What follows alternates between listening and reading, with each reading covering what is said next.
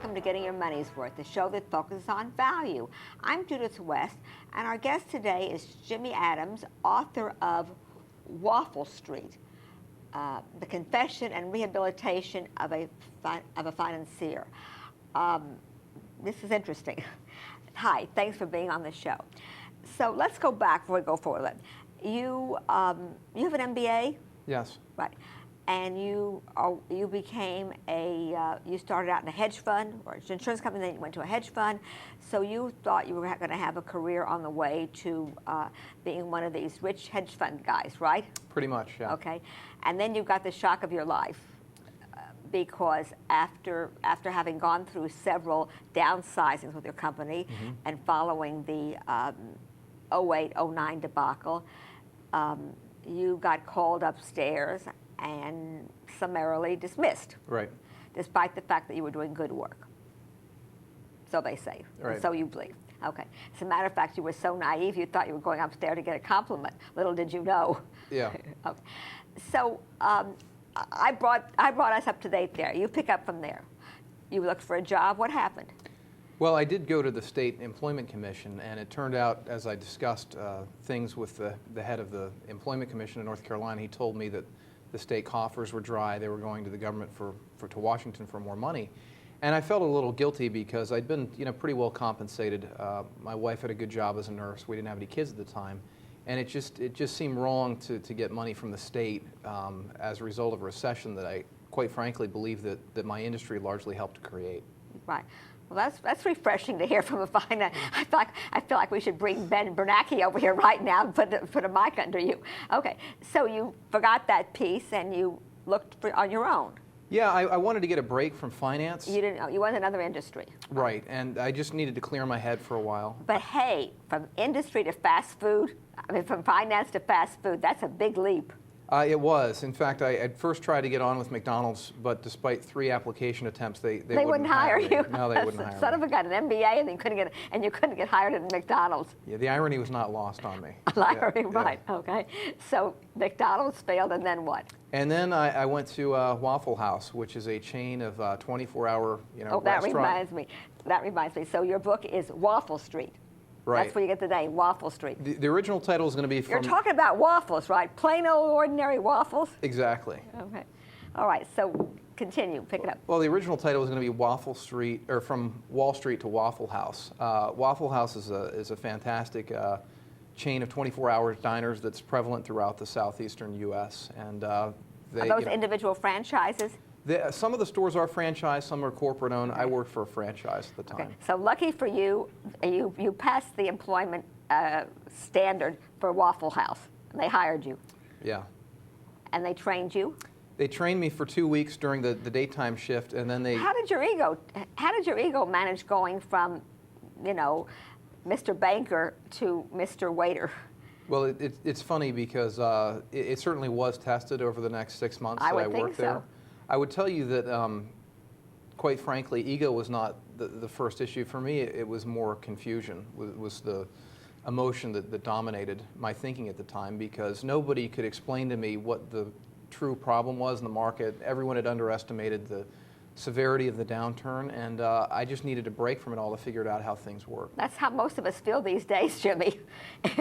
Maybe you're recommending that we all should go into the fast food industry. There's a lot of lessons to be learned there, and the irony is I thought that working the third shift, you deal with a lot of irate customers, and so I accumulated all of these anecdotes where you kind of watch me get my teeth kicked in for 6 months, and some of the stories are pretty amusing. Yes. So I thought there was a good market for sort of a scapegoat with a meltdown. You do learn some humility. You do. But the irony is that there are a lot of financial lessons to be learned there. Such as?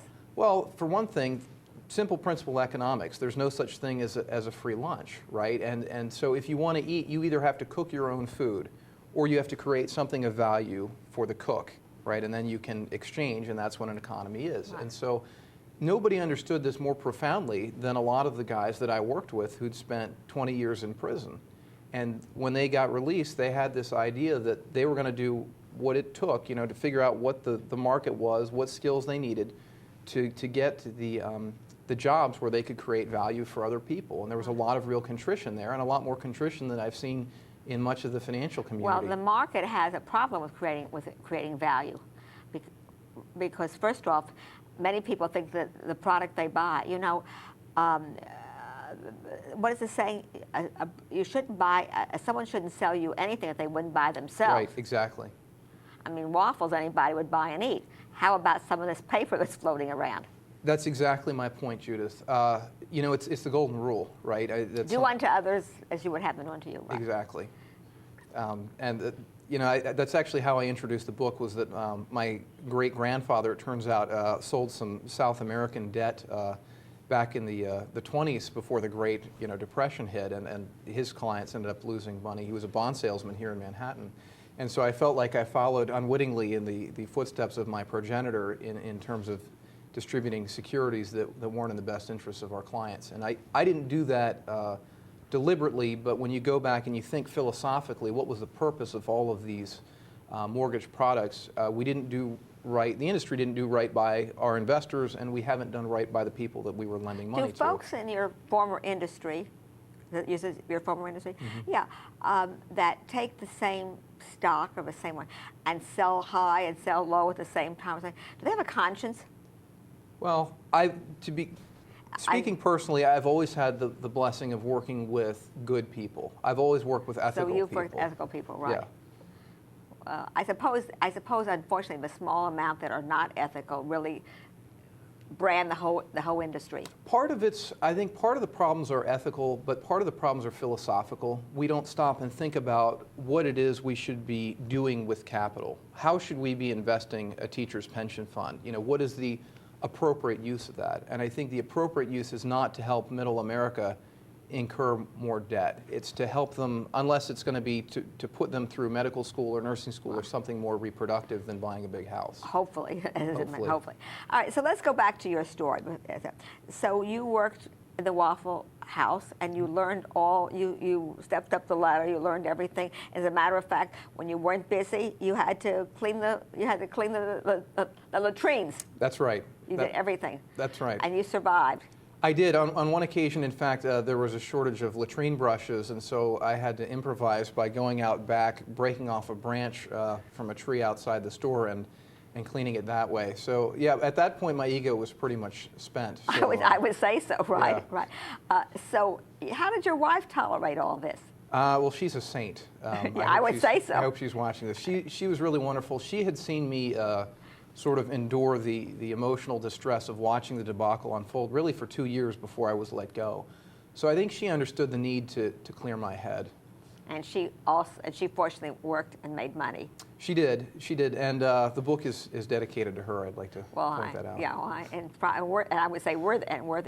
So what are you doing now besides writing a book? I'm actually going to the retail side of the business, insurance, financial planning. So I like. So you left fast food.